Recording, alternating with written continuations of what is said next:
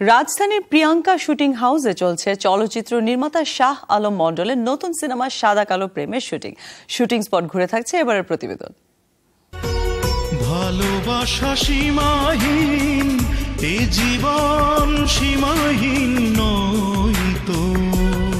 নির্মাতা শাহ আলম মণ্ডল এর আগে নির্মাণ করেছেন ভালোবাসা সীমাহীন ও আপন মানুষ।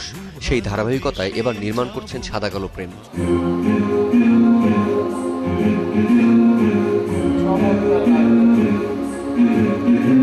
সাদা কালো প্রেম সিনেমার কাহিনী গড়ে উঠেছে সম্পর্কের গল্প নিয়ে, কিন্তু কেন সিনেমার নাম সাদা কালো প্রেম? আমরা জানি যে প্রেম সবসময় রঙিন, আর সাদা কোনো রং না, আর কালো সকল রঙের মিশ্রণে কালো হয়। আসলে নামটি সাদা কালো, কিন্তু প্রেম সবসময় রঙিন। আসলে কোন ভালোবাসাটা বড়? প্রেমিকের ভালোবাসাটা বড়, না মায়ের ভালোবাসাটা বড়, না নানা নানির ভালোবাসাটা বড়? আসলে এইসব বিশ্লেষণে বা বিবেচনায় দেখা যাবে যে মায়ের ভালোবাসাটি সবচেয়ে উত্তম ভালোবাসা, যেখানে কোনো খাদ নেই।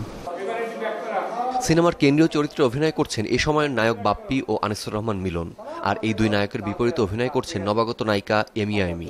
এই গল্পতে আমার রিয়েল নাম এমি, সো ক্যারেক্টার আমার নাম এমি। আমি আমার নানা নানিকে খুব ভালোবাসি, মিলন ভাইয়া বিশেষ করে।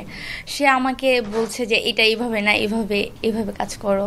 সিনেমার দুটি গুরুত্বপূর্ণ চরিত্রে অভিনয় করছেন সৈয়দ হাসান ইমাম ও লায়লা হাসান। শুধু তাই নয়, অভিনয়ের পাশাপাশি সিনেমার একটি গানে কণ্ঠ দেওয়ার মধ্য দিয়ে প্রথমবারের মতো প্লেব্যাক করলেন হাসান ইমাম। আমি তো একসময় গান টান করতাম, যদিও গান আমি মাত্র 1 বছর শিখেছিলাম। এমনি অনুষ্ঠানেও গান করতাম, বিটিভিরও আমি তালিকাভুক্ত গানের শিল্পীও ছিলাম।